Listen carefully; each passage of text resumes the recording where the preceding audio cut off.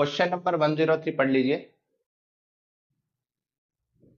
एक लाइन की इक्वेशन दी हुई है एक्स अपॉन में कार्टेशियन इक्वेशन, कह रही है ये लाइन पॉजिटिव वाई एक्सिस के साथ कितना एंगल बनाएगी। तो ध्यान से सुनिए, ये भी एक लाइन है, ये भी एक लाइन है, और दो लाइन जब आपस में एंगल बनाती है ये कार्टेशियन फॉर्म है, ठीक है। ये भी एक लाइन है, ये भी एक लाइन है, तो दो लाइन आपस में एंगल बनाती है, तो उसका फॉर्मूला होता है cos theta is equal to b1 dot b2 upon में magnitude of b1 magnitude of b2। और b1 b2 क्या होंगे, b1 b2 क्या होंगे, डायरेक्शन रेशियो होंगे, dr of line, direction ratio of line, ठीक है। चलिए, इस लाइन के डायरेक्शन रेशियो क्या होंगे, डिनोमिनेटर में होंगे, इसी को तो डायरेक्शन रेशियो कहते हैं। चल, तो मैंने बोला a1 दिया हुआ मुझे 1, b1 दिया हुआ मुझे -1 और c1 दिया हुआ मुझे 0।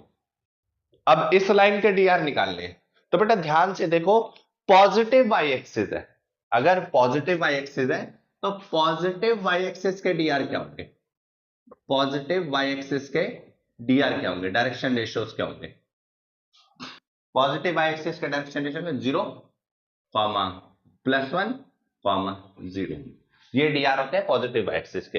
अगर वो नेगेटिव बोलता तो माइनस, तो जो उनसी एक्सिस की बात करता है उसको लिखोगे, बाकी सबको 0 कर दोगे। ये आप x में भी यही करोगे, z में भी यही करोगे। तो अगर मैं बोलूं a2 कितना है, आप बोलोगे सर 0, b2 कितना है +1 और c2 कितना है 0।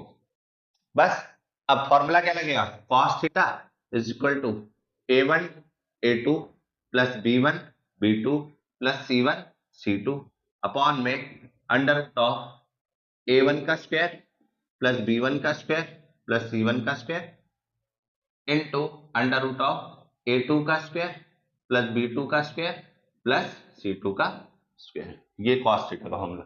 अब देखो a1 dot a2 0, this into this -1, this into this 0, नीचे वाले का स्क्वायर करते हैं, 1 का स्क्वायर 1, 1 का स्क्वायर 1, 0 का स्क्वायर 0, तो ये तो आ गया √2।